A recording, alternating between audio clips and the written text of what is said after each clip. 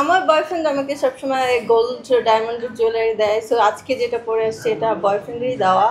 So এই তো like gold, so ও যদি গোল্ড দেয় তাহলে রাগ ভেঙে যায় আমার।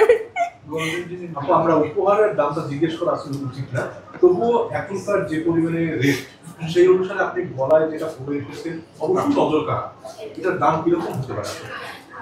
এটা বলা কি ঠিক হবে? গলার হাতে মিলিয়ে 15 লাখ।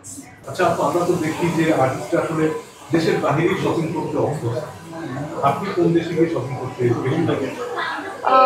আমার ইউরোপে শপিং করতে খুব ভালো লাগে, ওখানকার কালেকশনগুলো ডিফারেন্ট হয়।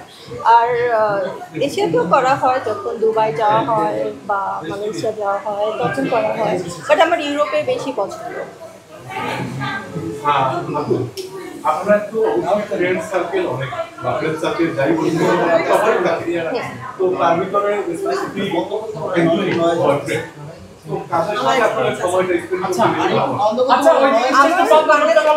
আমার বাংলাদেশের ফ্রেন্ড সার্কেল একদমই কম, আমার অত ফ্রেন্ড নাই বাংলাদেশে, সো আমি সবসময় কথা হয় আমার বয়ফ্রেন্ডের সাথেই। দিনে কিরকম কথা হয়? সারাক্ষণ কথা হয়, চ্যাটিং হয়।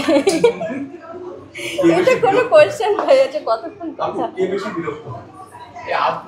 মানে কোন টাইপের বিরক্ত? মানে সবসময় কথা বলা এই সেই? এটা আমরা দুজনেই তো কথা বলি, এটা বিরক্তর কিছু না, এটা একটা ভালো লাগার বিষয়। আপু আমরা যদি আজকের ইভেন্টটা সম্পর্কে একটু জানতে চাই, যেহেতু আপু আপনার পাশেই আছে, মেকআপ আসলে আর্টিস্ট বলেন বা মেয়েদের কথাই বলেন না কেন, মেকআপ একটা অবিচ্ছেদ্য পার্ট।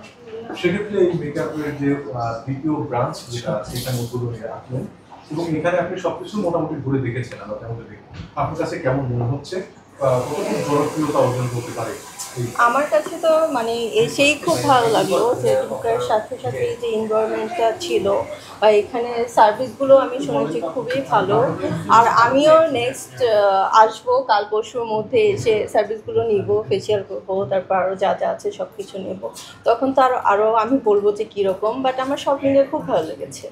আপু মেকআপের ক্ষেত্রে আপনি কোন দেশি প্রোডাক্টগুলো বেশি ব্যবহার করেন? মেকআপ তো মানে স্কিন যেহেতু সেন্সিটিভ একটা বিষয়, সো আমি দেশের বাইরে যেই নামি দামি ব্র্যান্ডগুলো আছে সেগুলো ইউজ করা হয় আমার। আপনি মেকআপ নিয়ে কি কোনো মজার কোনো কিছু আছে? আসলে দেখা গেছে আপনি আপনার নিজের চেহারা একরকম দেখলেন এবং মেকআপ করার পরে আপনার নিজেকে দেখে অনেক সময় অপরিচিত লাগে, এরকম কোনো ঘটনা ঘটেছে? এটা আমি যখন মানে পার্লারে বা আমাকে কেউ সাজায় তখন ডিফারেন্ট লাগে, আর যদি আমি নিজে মেকআপ করি সেক্ষেত্রে আমাকে কিউট লাগে, যেমন আজকে আমি নিজে মেকআপ করে এসেছি। আপু আপনার কাছে কোশ্চেন, যদি মারিয়াকে মেকআপ করতে বলা হয় তার কতটুকু আপনি এখন যে লুকটা আছে তার থেকে কতটা পরিবর্তন করতে পারবেন? আমি আসলে লুক চেঞ্জ নিয়ে কাজ করতে চাই না, আমি চাই তাকে তার ন্যাচারাল বিউটিটাকে আরো বেশি গ্লোই করতে, দ্যাটস ইট। ওয়ালটন এখন দেশের সীমানা পেরিয়ে পৌঁছে গিয়েছে 50টিরও বেশি দেশে। ওয়ালটন, ঘরে ঘরে বিশ্বজুড়ে।